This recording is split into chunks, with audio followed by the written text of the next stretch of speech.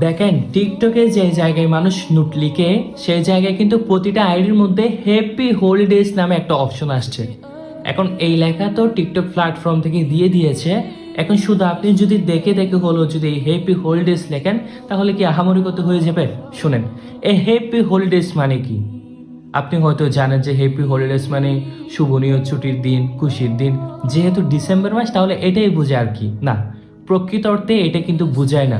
এটা একটা আংশিক, কিন্তু যেটা একটা মেইন পয়েন্ট, এই মাসের মধ্যে প্লাস জানুয়ারি সহ খ্রিস্টানদের উৎসব পালন হয়। বিশেষ করে 25শে ডিসেম্বর হচ্ছে তাদের বড়দিন, খ্রিস্টানদের বড়দিন। তারা মেরি ক্রিসমাস হিসেবে এই দিন পালন করে। কিরকম? এই দিনের মধ্যে তাদের বিশ্বাস হচ্ছে নাউজুবিল্লাহ, আল্লাহ তাআলা ঈসা ইবনে মারিয়াম আলাইহিস সালামকে জন্ম দিয়েছেন।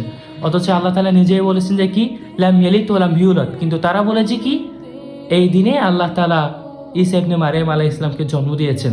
এখন তাদের উদ্দেশ্য হ্যাপি হলিডেজের, এই যে টিকটক প্ল্যাটফর্মে লেখা দিয়েছে হ্যাপি হলিডেজ, তাহলে হলিডেজ বলছে, ডে বলো না, হলিডেজ মানে এই দিনগুলাকে সমষ্টিকভাবে মিলিয়ে বুঝিয়েছে কি হ্যাপি হলিডেজ। এখন আপনিও যদি হ্যাপি হলিডেজ বা মেরি ক্রিসমাস লিখেন তাহলে কি আপনার আর ইমান রয়েছে? আপনিও তাদের মতো সাদৃশ্য অবলম্বন করলেন না, আপনিও তাদের মতো স্বীকৃতি দিলেন না। এখন নিজের অজান্তে ছোট্ট একটা লেখার মাধ্যমে হয়তো আপনার ইমানকে আপনি সমুদ্রের তলদেশে আপনি হারিয়ে ফেললেন।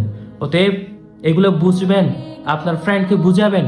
আমি বলবো না যে আমার এই ভিডিওটা শেয়ার করা লাগবে, তবে আপনি নিজ দায়িত্বে আপনার 5জন ফ্রেন্ড হোক, 10জন ফ্রেন্ড হোক, নিজে গিয়ে বুঝাবেন যে ভাই দেখো, আমাদের ইতিহাস জানতে হবে, আমাদের ইতিহাস পড়তে হবে। এই দিনগুলোর মধ্যে আসলে কি উদযাপিত হয়, এই হ্যাপি হলিডেজ কেন লেখা হয়, এই বিষয়গুলো আপনি আপনার খুব কাছের মানুষকে শেয়ার করবেন।